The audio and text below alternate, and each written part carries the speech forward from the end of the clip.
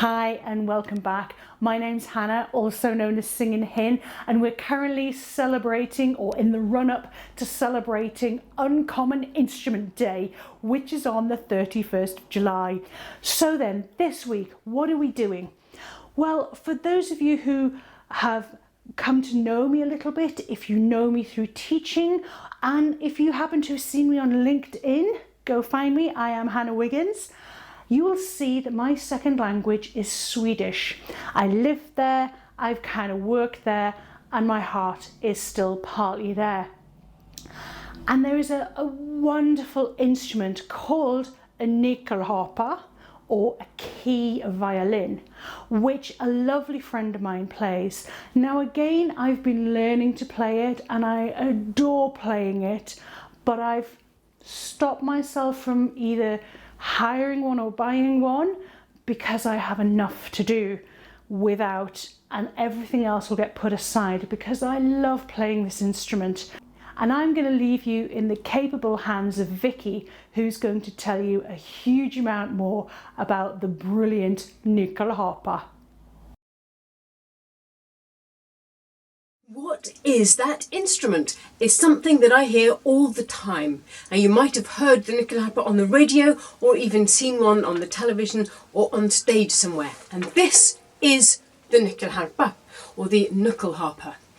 It has got 12 sympathetic resonating strings. Now these are lower in the bridge and the nut, so nothing can touch those, and it gives it an ethereal, resonant sound. It also makes it louder. It's got 4 bowed strings. These are in the normal place you'd find on the bridge and the nut, and they're bowed with a bow, funnily enough.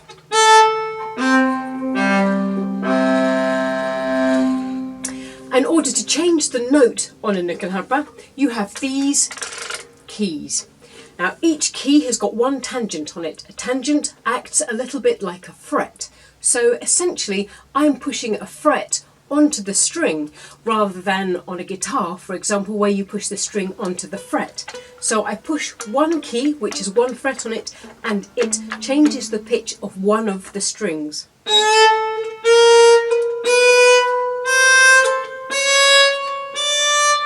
There are 4 bowed strings, 3 of which on my instrument have got keys. So that is my top A string, then my next string, which is a C string, and then I have a G string,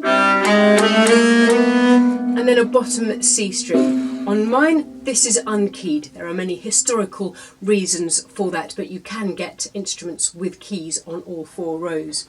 So this is the nyckelharpa.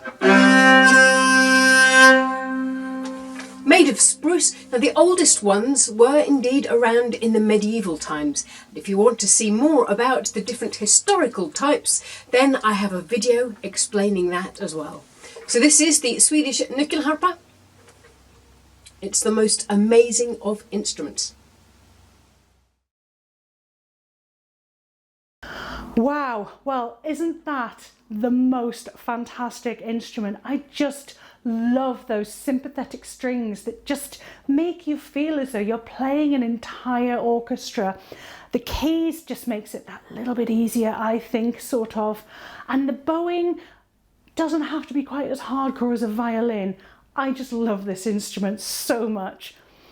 So, hopefully you've enjoyed that. Keep tuned. Next week, we've got something else for you.